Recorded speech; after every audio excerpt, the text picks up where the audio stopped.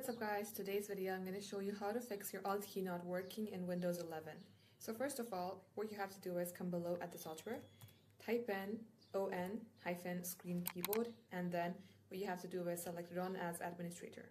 As you do that, you will see a keyboard like this. Here press your Alt key and this will check if it's a software issue or hardware issue. Now what you have to do is if it's working or if it's like purple when you click onto it.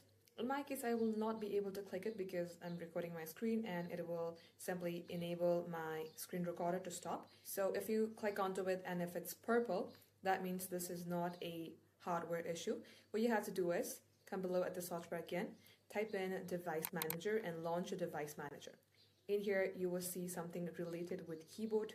So click on anywhere, then type in K, you will see keyboards. Double click onto it, right click onto the keyboard that you see. Select update driver, search automatically for drivers. Once done, close this and do the same for any other keyboards that you see here. Once this is done, restart your device and then try again and it will work.